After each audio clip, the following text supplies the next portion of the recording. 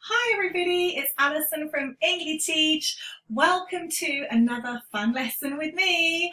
Okay, today's lesson is going to be all about the new year.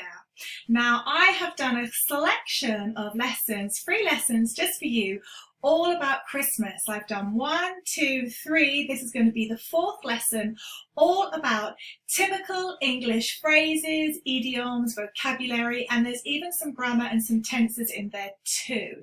So there's lots to feast your minds and your eyes on if you want to learn some good British English from me.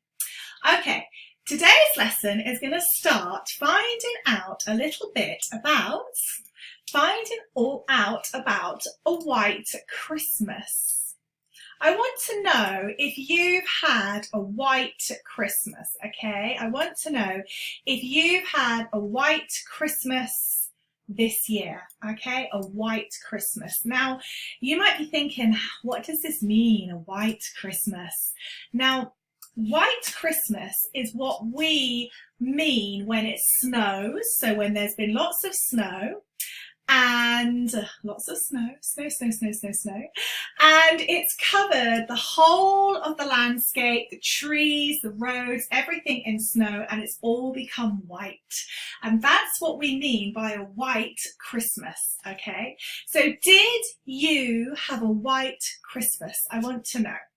I'm sorry about the reflection. My other light has literally just died as I started to record. So maybe you're getting some reflection on my glasses. I'm sorry about that. Okay, so let me know. And tell me, what did you get for your presents? Did you like your presents? Did you like some of your gifts? Your gifts. What was inside? What was inside your box? Like here and here. What did you get for Christmas? Did you like it? Now, sometimes people really don't like their presents and you don't want to offend anybody. So you can always say, it's the thought that counts. It's the thought that counts. You might say, my boyfriend really didn't get me the best present. I was expecting diamond earrings or a diamond ring, something like that.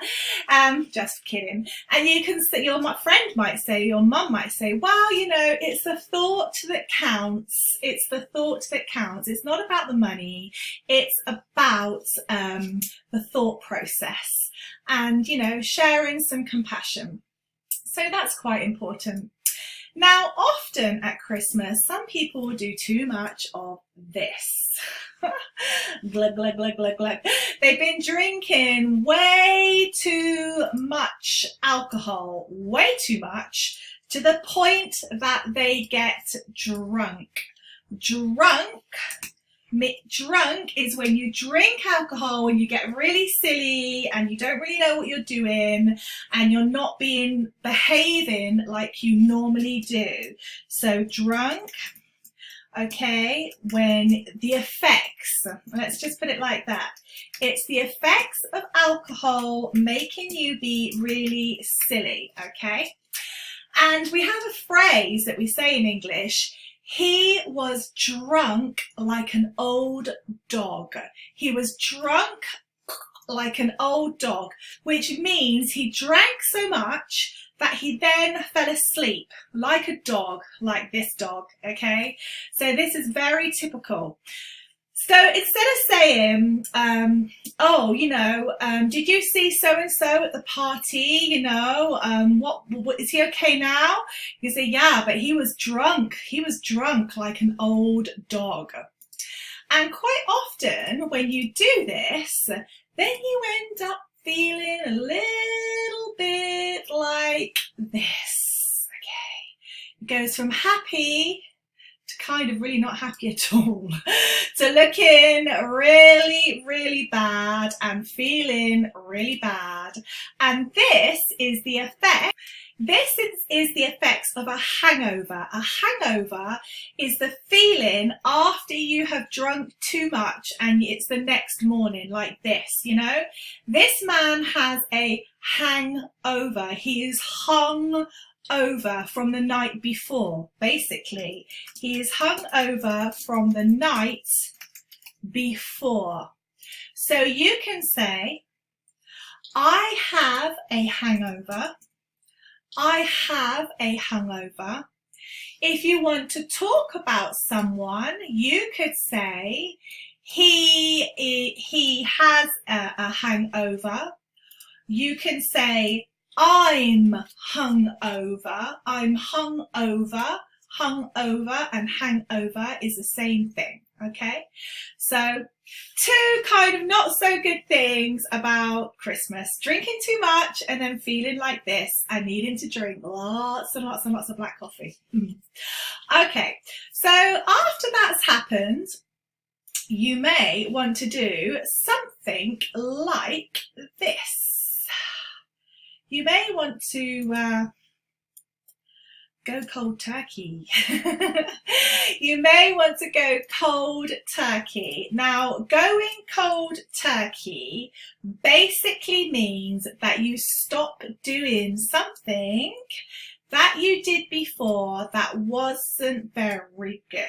Okay, so quite often in the new year after Christmas, because everybody often eats too much, they drink too much, they smoke too much. If you smoke, if you drink, they stay up late too much because everyone's at parties, friends and family, lots of films, lots of great things. So afterwards, in the new year, often it's a time to kind of set everything back to normal and go cold turkey. This is where this phrase cold turkey comes from. So this is really when you stop doing something like drinking, smoking, eating sweet things. Ladies, quite often, like me in January, I always go on a diet, you know, get myself in shape again, or shape, a bit more shape. And you can say basically, I quit. So I quit. Going cold turkey is I quit. I'm going to stop doing something, that thing, whatever it is. Okay. Now, often at Christmas, another really nice thing is because you are with your friends and you are maybe spending quite a lot of time thinking about things, thinking about the new year, thinking about your family. Quite often you will come across one of these.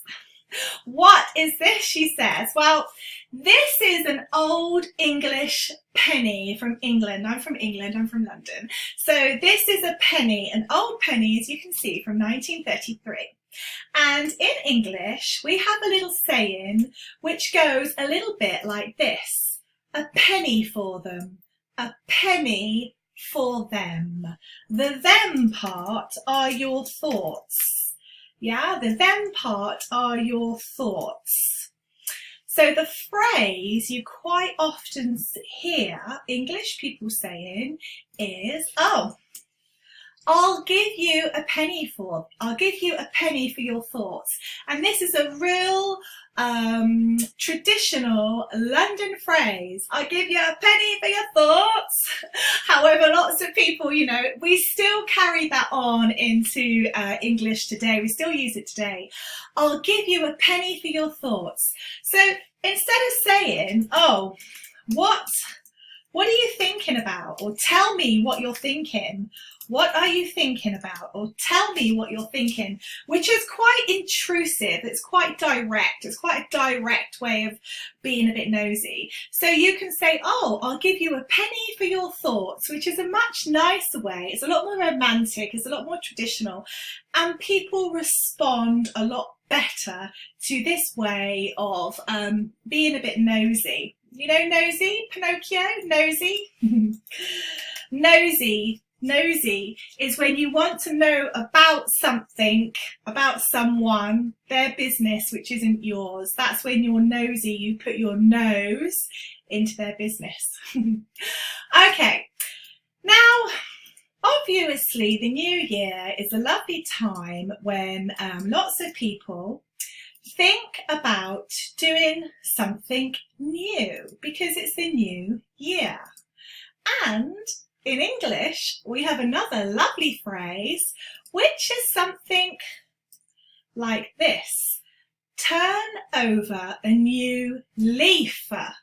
turn over a new leaf. This is a leaf from a tree or from a plant. And it means that turning over a new leaf is when you start doing something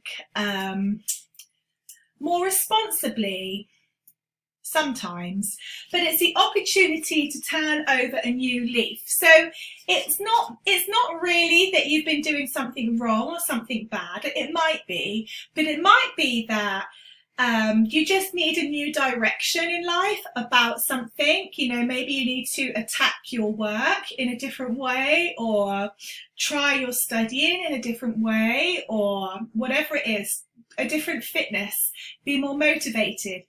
So you turn over a new leaf to be more motivated. Now, why do we use the word leaf?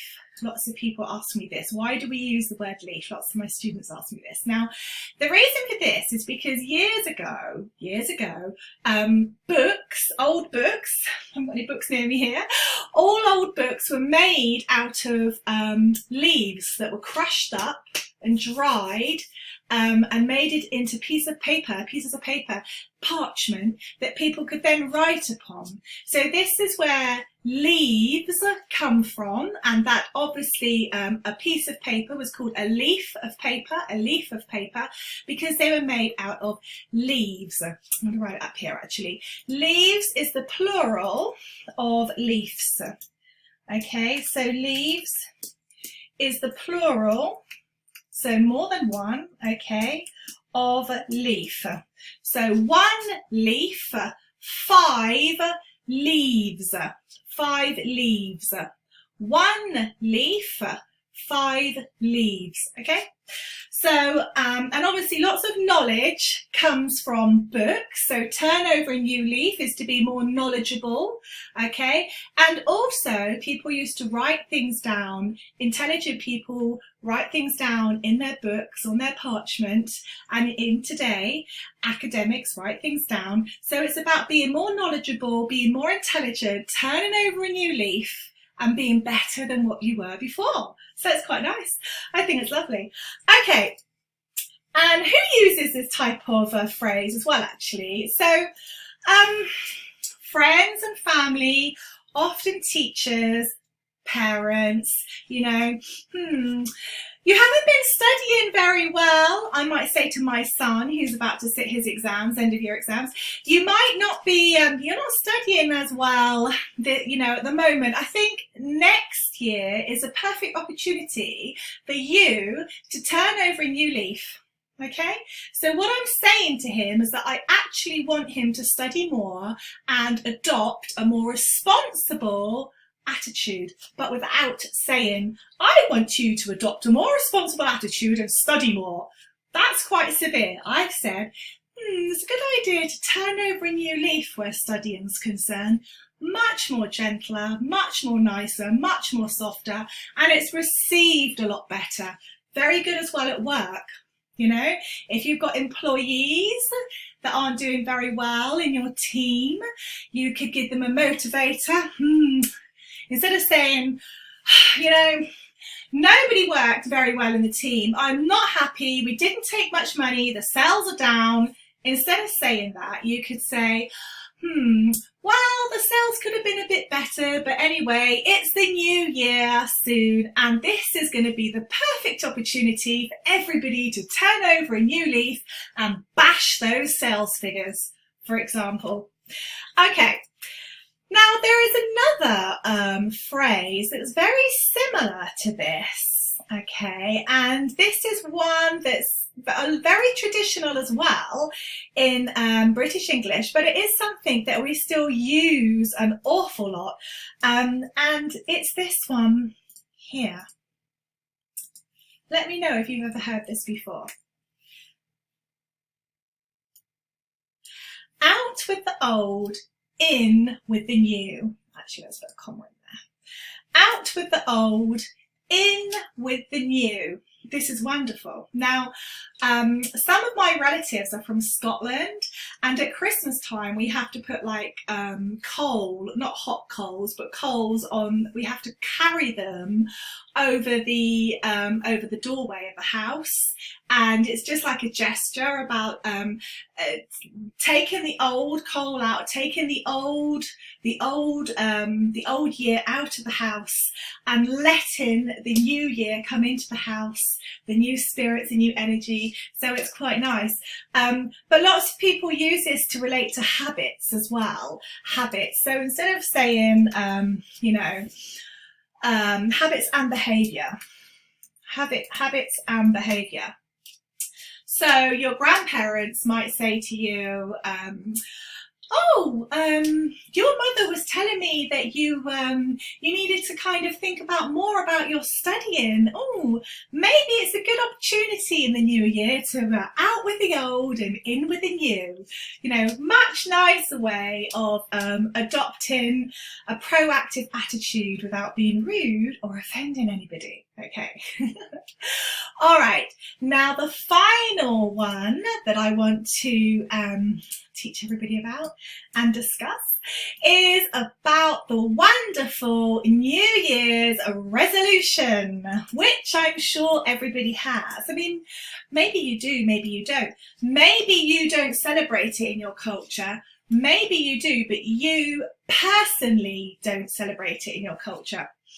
So New Year's resolution is basically a promise or a pledge to yourself to change a behaviour or a habit. Okay, so that's basically what it is, to change a behaviour or a habit.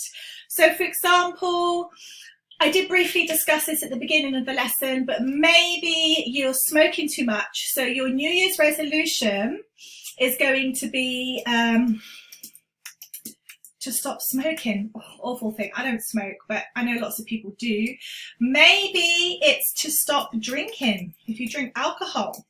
Maybe it's to stop drinking coffee. I drink a lot of coffee, too much coffee.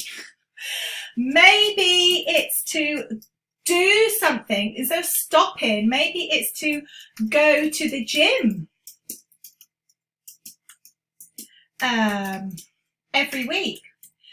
I have a gym membership, I pay for it, but I'm always working, and quite often when I need to go to the gym, it's quite at the end of my day, I'm quite tired, I think, oh, I'll just, I don't know, do something else. So maybe my New Year's resolution will be to go to the gym 3 times a week and stick to it. It's about creating a habit. Okay, a healthy habit or a change in a behaviour to be more healthy and sticking to it, okay? Sticking to it means to carry on doing something, to stick to the idea, to stick to it like glue, okay? All right, so that's it, everybody. That's the end of our wonderful lesson for today. Now, if you watch this either now on live or if you're watching it on replay, I would really like you to comment below, okay, what is your New Year's resolution for 2020? Okay, what is your New Year's resolution for 2020? Let's put that up here. 2020. What's it going to do for you? What do you want it to do? I want to know, okay? So I want you to drop a comment below or above, wherever this is, wherever you find it, and let me know. And if you don't want to comment here, you can always come along to my Facebook page or my Facebook group. The group is obviously more private. You can drop a comment in the group and let me know. So there we go. So thank you, everybody. And I would also like to say thank you so much for the wonderful likes and shares that I have had on my Facebook page specifically. It's gone absolutely bonkers the last few days. So I'm really pleased about that, because that's showing me that you love what I'm doing, because you're learning from it. Everybody's interacting. I'm so pleased that these lessons are helping you and that you are able to learn English, because I know that's going to help you get a better job or help you be happier in what you're doing, whatever it is, or help you practice for your studies, or just enjoy learning English because it's great. So thank you so much. As always, everybody, keep learning English every day. Engli-teach, teaching you English every day. And I will see you in the next lesson.